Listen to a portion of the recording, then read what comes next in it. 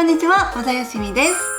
今日の姫ご飯は七夕わらび餅を作っていきます。それでは作っていきましょう。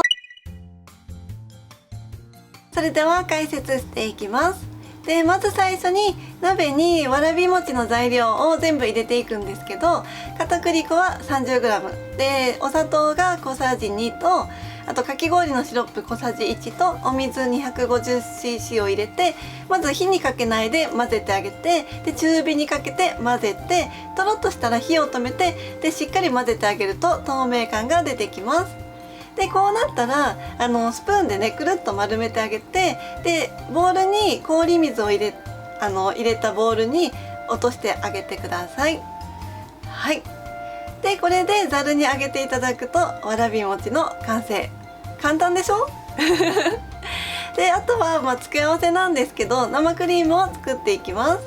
生クリームをねよく泡立ててあげて、でちなみにこれ生クリームじゃなくてもバニラアイスとかに合わせていただいても美味しいと思います。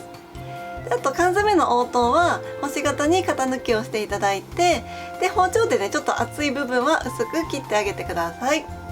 でこれでお皿に盛り付けですね。生クリームとわらび餅交互にのせてあげて、で黄桃の星形をのせて完成です。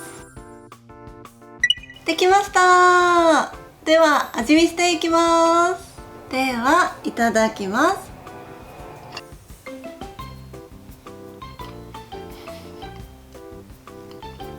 ひんやりしてもちもちした食感がとっても美味しいと思います。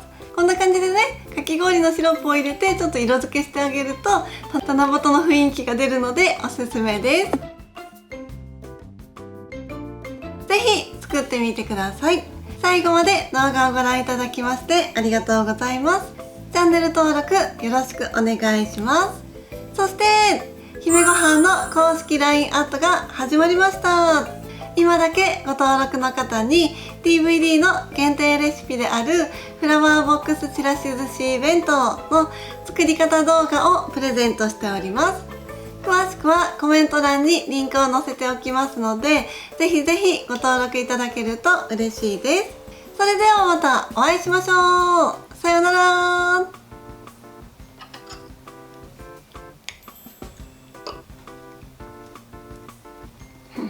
このね生クリームと合わせるのって結構好きで、お好みでアイスとか入れても美味しくいただけると思います